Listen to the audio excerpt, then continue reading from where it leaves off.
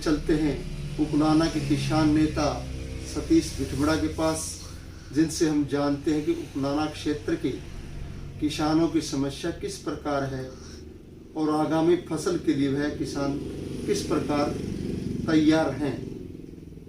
हमें आज उनसे कई प्रकार की समस्याएं जाननी है, या उनसे हम सीधे सीधे यह भी जान सकते हैं कि किसान आज किस प्रकार आगामी फसल के लिए जूझ रहे हैं,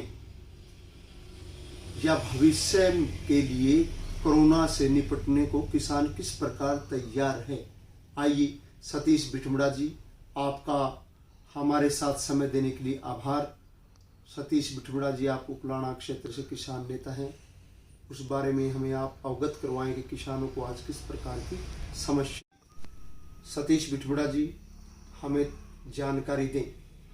जी नमस्कार। सबसे पहले तो आपका आभार प्रकट करता हूं मैं आपके चैनल का, कि आप जो किसान की आवाज़ को सरकार तक, प्रशासन तक पहुंचा रहे हैं, मैं आपका आभार प्रकट करता हूं। देखिए, आज जो किसान की जो स्थिति है वो निम्न स्तर पर है, क्योंकि जब आज पहले इस सीजन में, पिछले सीजनों की बजाय इस सीजन में जो गेहूं की खरीद है वो बहुत देरी से हुई है।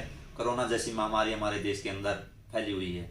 अब की बार 20 तारीख से सरकार ने गेहूं की खरीदनी शुरू की थी और अभी तक खरीद चल ही रही है।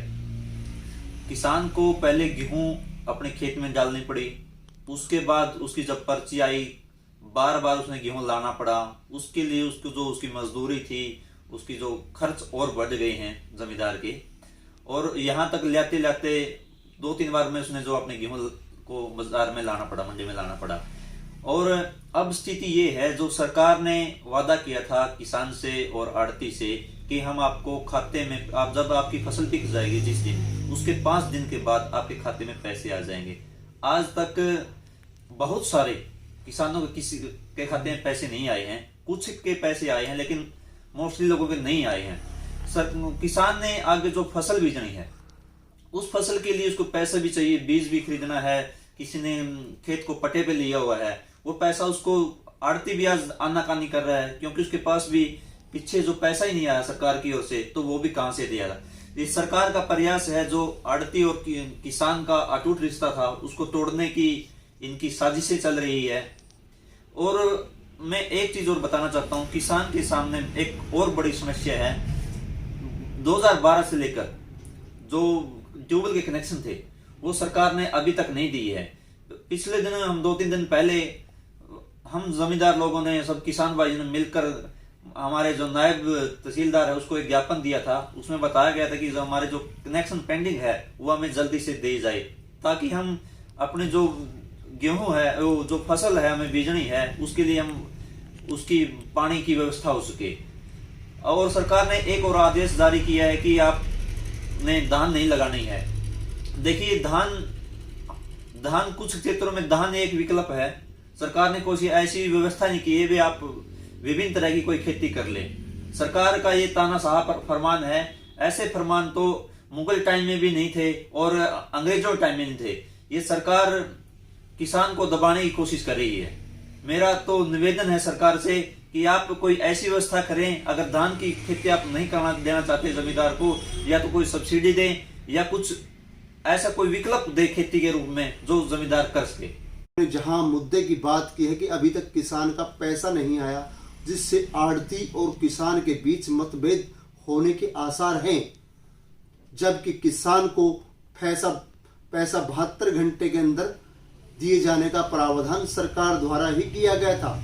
लेकिन कोरोना महामारी आज किसान पर भी भारी है और आड़ती पर भी भारी पड़ती नजर आ रही है, जिसका आपने गत दिनों से अवलोकन करते देखा। क्योंकि नहीं तो किसान की फसल एक दिन में आ जाती थी, लेकिन आज लगभग 1 माह होने को है और किसान अभी तक भी फसल बाजार में ला रहा है और मंडी में भी भारी मात्रा में गेहूं पड़ा है। इससे आप अंदाजा लगा सकते हैं कि कोरोना का कहर किसान, व्यापारी, हर वर्ग पर देखने को मिला है। सतीश जी, थोड़ी सी और जानकारी चाहेंगे कि जो अभी तक भुगतान नहीं हो पाया, इसके क्या दूरगामी परिणाम किसान को भुगतने होंगे। देखिए जी, पहले जब हम गेहूं मंडी में लाते थे ना, जिस दिन हमारी गेहूं आती थी उसी दिन हमारे जो पैसे थे उस गेहूं के वो हमारी अड़ती को जमा जाते थे। लेकिन आज अड़ती भी बोल रहा है जब पैसे आगे तभी मैं दूंगा। आज 20 दिन पहले जो हमारी फसल बिक चुकी थी उसके हमें आज तक पैसा नहीं मिला, यानी कि 20 दिन का जो हमारा लॉस हो रहा है उस पैसे का, हमारी पहले जमा हो जाते थे पैसे, आज जमा नहीं हो रहे, तो उसका भी बड़ा नुकसान है हमें। और सरकार ने ऐसी कोई व्यवस्था नहीं कर रखी, किसान ने कोई इस तरह की खेती अलग से ऐसी कोई सुविधा नहीं दे रही अलग से सरकार उस जो जमींदार है उससे प्रेरित हो भी कोई अन्य खेती करे। कुछ क्षेत्रों में दी जा रही है लेकिन जमींदार को कोई ऐसी समझाया नहीं जा रहा, कोई ऐसी, लेकिन सिर्फ और सिर्फ दबाव बनाया जा रहा जमींदार पर भी आप ये खेती ना करें, कोई अन्य खेती करें। उस अन्य खेती के लिए सरकार खुद विकल्प तैयार करे ना, तभी जाके किसान उसके ओर प्रेरित होगा, नहीं तो वो परंपरागत जो खेती है वही करेगा। लेकिन सरकार ऐसा कोई कदम उठा ही नहीं रही जिससे वो किसान इस धान की बजाय कोई अन्य वो फसल उगाए।